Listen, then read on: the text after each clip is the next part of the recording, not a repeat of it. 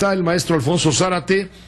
Él escribe Los usos del poder todos los jueves en el diario El Universal. Él es presidente de Grupo Consultor Interdisciplinario y colaborador en este espacio de noticias. Alfonso, es un enorme gusto saludarte. Muy buenas tardes. Nos gustaría pedirte tu opinión sobre lo que está siendo materia de debate en este momento en el Pleno de la Cámara de Diputados. Muy buenas tardes.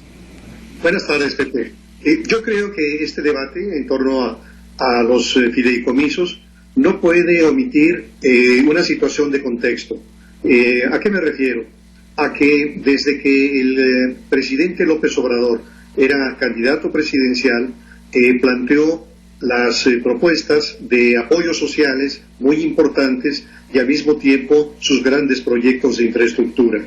Pero el candidato entonces y después el presidente de la República nos dijo que para fondear esos programas sociales tan ambiciosos para los miembros de la tercera edad, para los discapacitados, para los jóvenes estudiantes, etcétera, etcétera, es decir, 23 millones de beneficiarios de sus programas sociales, bastaba el combate a la corrupción, que la corrupción era de tal magnitud que era suficiente con combatirla y con dejarla en cero para disponer de recursos para atender esos programas sociales.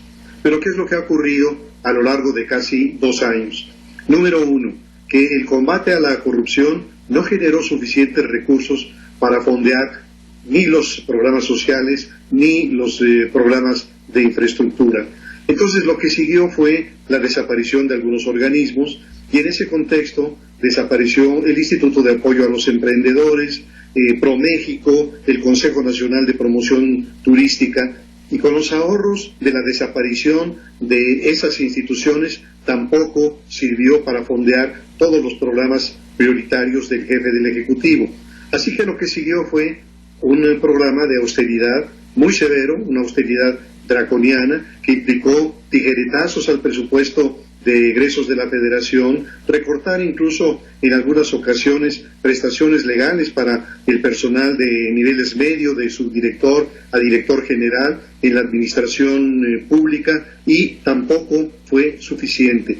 Lo que siguió fue el acudir a los fondos de contingencia, buscar que esos fondos de contingencia fueran manejados directamente, que entraran a ese cochinito que permitiera ahora sí poder satisfacer las necesidades de los programas de orden social y de los programas de infraestructura. Pero resulta, Pepe, que tampoco alcanza. Entonces, lo que sigue es el SAT, en una postura muy enérgica, presiona fuertemente, sobre todo a los grandes evasores, a esas grandes firmas que a través de despachos de consultoría fiscal logran evadir o defraudar al fisco, y que significa de nuevo miles de millones de pesos. Pues bien, nada de esto ha sido suficiente para fondear estos proyectos sociales. Y viene el tema de la pandemia del COVID-19 y entonces la necesidad para la hacienda pública es todavía mayor. Así que es en ese contexto en el que aparece la necesidad de obtener los recursos que están en esos más de 100 fideicomisos. Pero desde luego se han multiplicado las voces, hoy mismo están multiplicadas las voces de académicos, de científicos, de artistas, de profesionales de distintas ramas que advierten los riesgos de suprimir estos fideicomisos.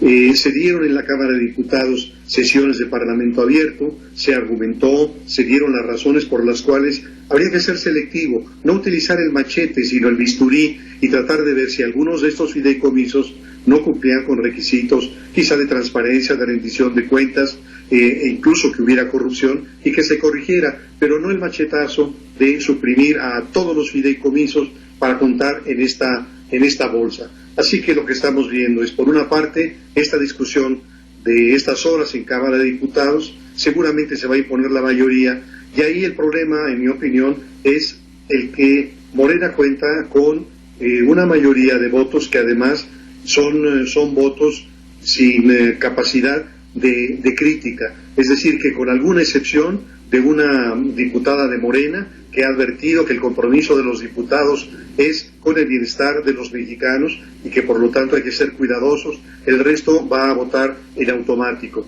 Así que lo esperable es, por una parte, que en Cámara de Diputados se resuelva favorablemente la desaparición de todos los fideicomisos y que pase en segundo término a la colegisladora, a la Cámara de Senadores, el mismo proceso de dictaminación en comisiones, de pasar al Pleno. Y bueno, lo único que nos queda esperar es que finalmente haya conciencia de estos legisladores de que estas voces que están advirtiendo de los enormes riesgos de desaparecer el Fondo para los Desastres, el Fondo de Apoyo para los deportistas de alto rendimiento, para investigaciones científicas del CIMPESTAB, del CIDE, etcétera, sean respetados. Así que por lo pronto el escenario no luce nada positivo, pero esperemos que en las siguientes horas haya un nivel de responsabilidad social y con el país que les lleve a evitar una decisión tan abrupta, tan tajante, que al final de cuentas resulte de alto costo para el país. Muchas gracias Alfonso por este comentario aquí en este espacio de Grupo Fórmula. Con mucho gusto, Pepe. Gracias, muy buenas tardes.